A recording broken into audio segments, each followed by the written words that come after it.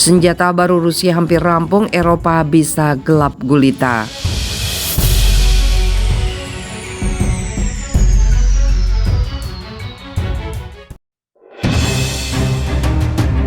Hurrah!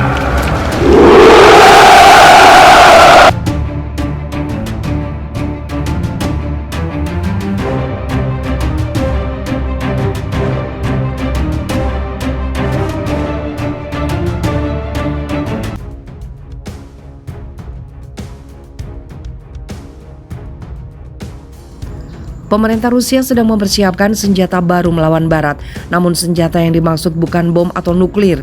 Ini adalah ketentuan membeli gas Rusia dalam mata uang rubel, bukan euro atau dolar Amerika Serikat. Hal tersebut akan menjadi manuver terbaru Moskow untuk menghukum negara-negara yang menjatuhkan sanksi ekonomi terhadapnya terkait serangan Ukraina, terutama Eropa. Jika pembeli, termasuk Eropa, tidak bisa menyanggupi, bisa saja Moskow memutus pasokan. Ini bisa berbahaya bagi benua biru, terutama karena ketergantungannya kepada gas Rusia, terutama untuk listrik.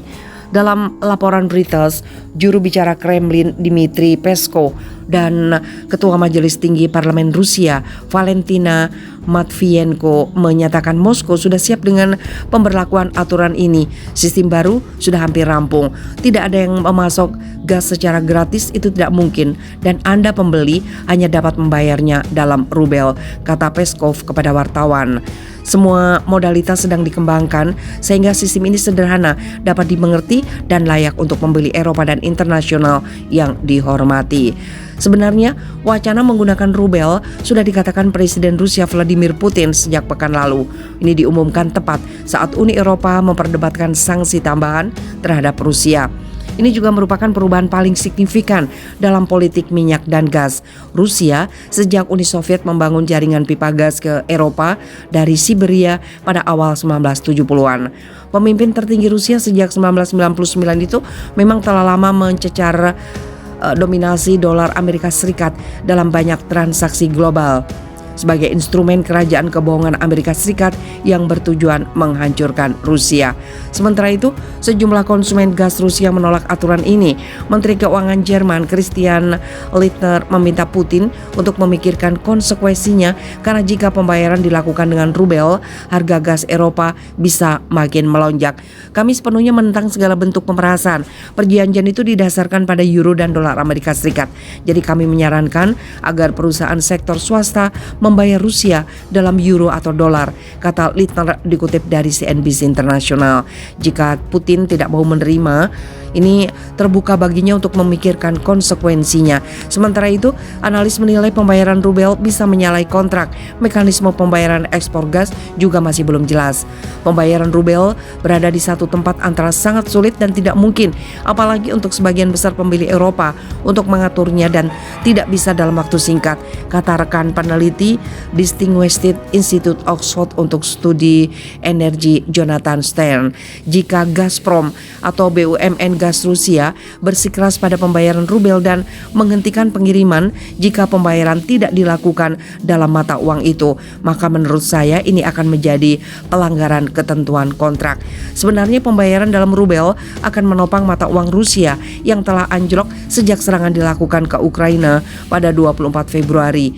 Pidato Putin soal rubel itu mengangkat mata uang 9% terhadap dolar kala itu.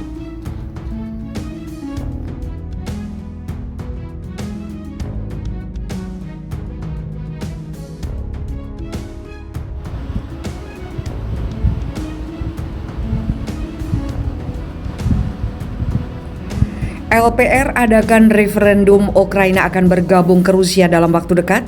Referendum untuk bergabung menjadi bagian dari Rusia mungkin akan diadakan di Lugansk People Republic atau LPR atau Republik Rakyat Lugansk dalam waktu dekat. Kabar itu disampaikan langsung oleh Kepala LPR Lenoid Paseching kepada wartawan pada hari Minggu 27 Maret.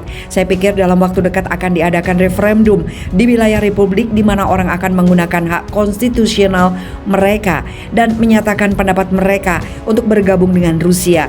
Untuk beberapa alasan saya yakin bahwa inilah yang akan terjadi, ucap Paseching seperti dikutip Hops.id dari laman TASS pada Senin 28 Maret.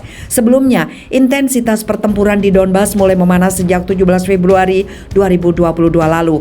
Saat itu Republik Rakyat Donetsk dan Lugansk, DPR dan LPR melaporkan serangan bom masif yang dilakukan oleh militer Ukraina selama beberapa bulan terakhir, serta menyebabkan kerusakan infrastruktur dan jatuhnya korban sipil. Kemudian, pada tanggal 21 Februari, Presiden Rusia Vladimir Putin menandatangani sebuah dekrit berisi pengakuan kedaulatan DPR dan LPR. Di dalam dekrit tersebut juga berisi perjanjian persahabatan, kerjasama, dan bantuan timbal balik yang ditandatangani oleh pemimpin republik tersebut. Berdasarkan hal inilah kemudian Presiden Putin melakukan invasi terhadap Ukraina seperti yang ia sebutkan dalam pidato pada 24 Februari lalu. Putin mengatakan bahwa akan melakukan operasi militer di Ukraina sebagai tanggapan dari permintaan para pemimpin Republik Donbas. Putin juga menegaskan bahwa Rusia tidak memiliki rencana untuk menduduki negara tersebut. Tetapi menanggapi hal ini, Ukraina menolak tegas referendum yang dilakukan di wilayahnya. Sementara mengutip Republik World, juru bicara Kementerian Luar Negeri Ukraina, Oleg Nikolenko, menyebutkan bahwa referendum yang akan diadakan Rusia di wilayah Ukraina adalah palsu serta tidak memiliki dasar hukum. Referendum palsu di bagian Ukraina yang diduduki adalah tidak sah secara hukum. Tidak ada negara di dunia yang akan pernah mengakui perubahan paksa di perbatasan Ukraina yang diakui secara internasional. Sebaliknya, jika hal ini terjadi, Rusia akan menghadapi tantangan internasional yang lebih kuat serta akan semakin memperdalam keterasingannya, ucap Nikolenko melalui akun Twitternya.